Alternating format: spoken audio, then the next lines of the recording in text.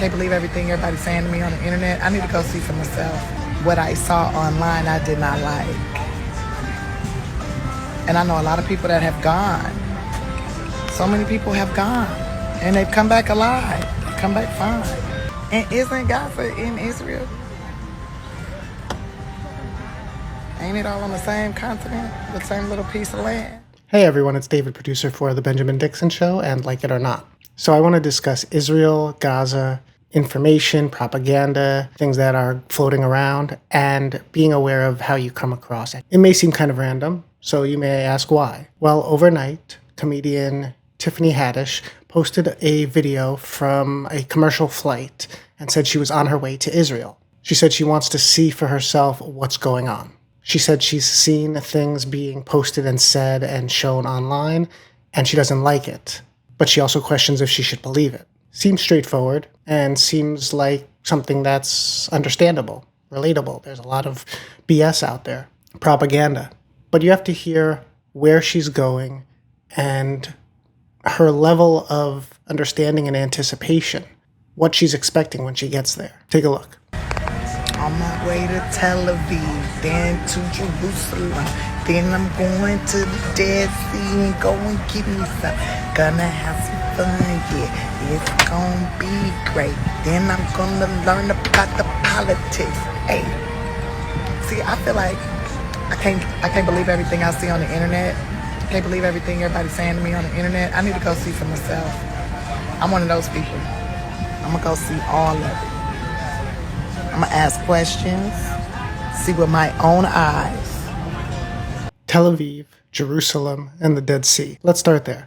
If you're just going to see the touristy locations, you're not going to see what's going on. You might see some protests against Netanyahu, calling for him to resign. You might see some protests calling for more focus to be on the hostages and more information to be released transparently about the hostage situation.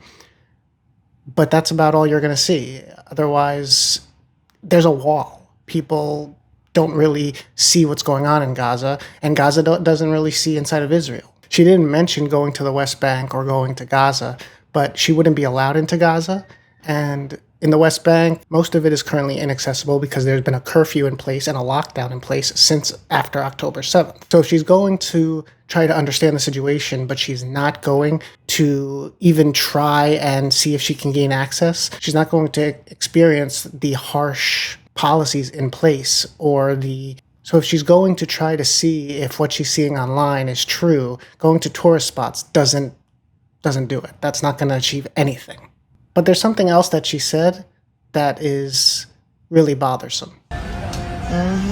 Because I don't believe everything. You know, social media be saying, I know a lot of stuff on social media be not true because I see stuff people say about me and I live my life. I'm living my life and I'm like, that's not what I said. That's not true. So, before I get to speaking on stuff, because I've heard from people that live there on both sides of the gate, now I'm going to go see. What I saw online, I did not like. And I know a lot of people that have gone. So many people have gone. And they've come back alive. Come back fine. They've come back alive. They've come back fine. See, this makes it seem as if she is unaware and doesn't understand the geography of the area and where things are taking place and where things are not taking place. Yes, people have gone to Israel and come back fine. Celebrities and big names like Elon Musk and Jerry Seinfeld. They've gone, they've taken pictures with the IDF or with civilians and tourists, and everything looks hunky-dory. They're not in Gaza. Elon Musk actually did take a look at the kibbutz and areas where things took place on October 7th.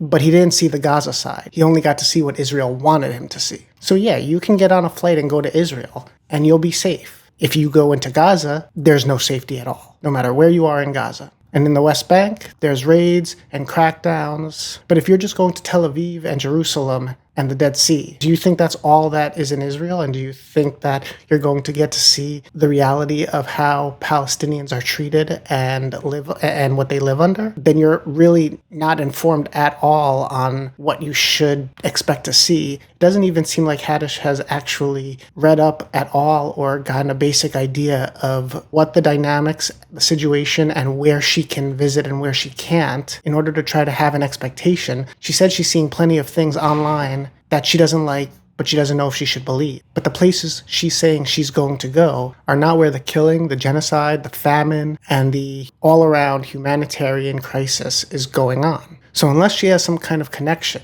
and it doesn't sound like she even has that much, doesn't sound like she's spoken to anybody that's informed even the slightest bit on Israel and Palestine, unless she has a connection, she's going to go and go on Instagram Live in front of the Wailing Wall. Being doubtful of what you see online is understandable. Israel puts out plenty of propaganda and lies on a regular basis.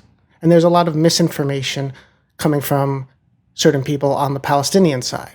To be sure, and we've said this before, we'll say it again, what happened on October 7th was heinous and disgusting. What Israel is doing in Gaza and the West Bank, but much more so in Gaza, the scale of the killing, the scale of the destruction, and the tactics being intentionally used, wreaking havoc on Palestinians, is just monstrous and disgusting. It's perfectly okay and understandable to wonder if a certain video or a certain story or a certain anecdote or report is real and true, because the information is messy online and you really have to know where you can go for trusted information. So that part's understandable. But to say you're not sure if you should believe that 29,000 Palestinians have been killed because you know people that have gone and visited Israel and came back fine, you really need to think about how you're communicating your skepticism and the framing through which you're looking at the situation. If you want an idea of just how much and how real the division is physically in Israel, take a look at this video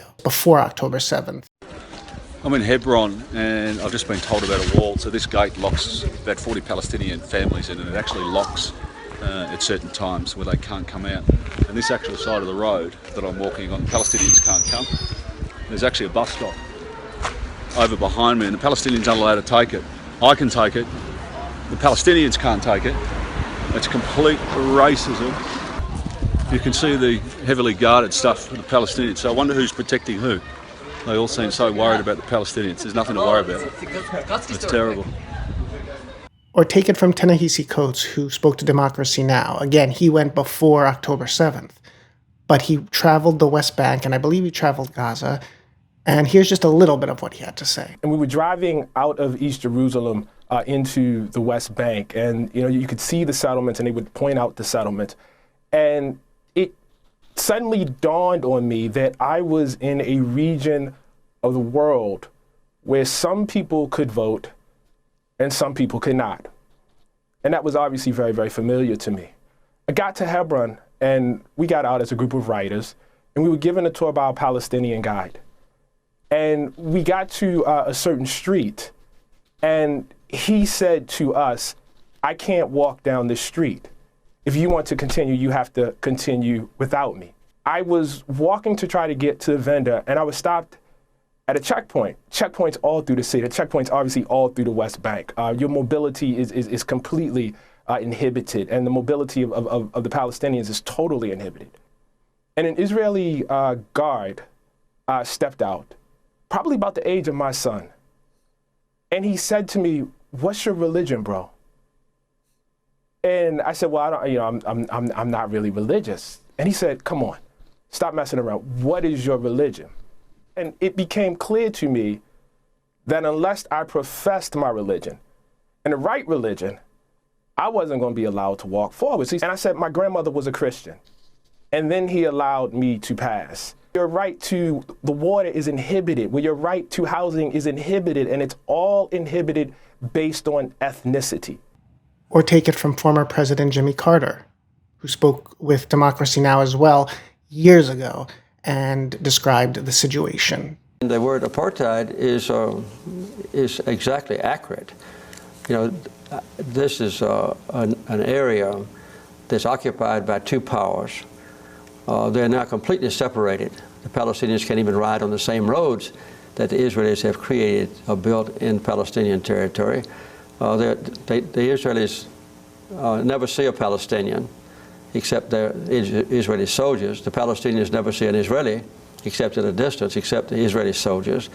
So within Palestinian territory, they're absolutely and totally separated, much worse than they were in South Africa, by the way.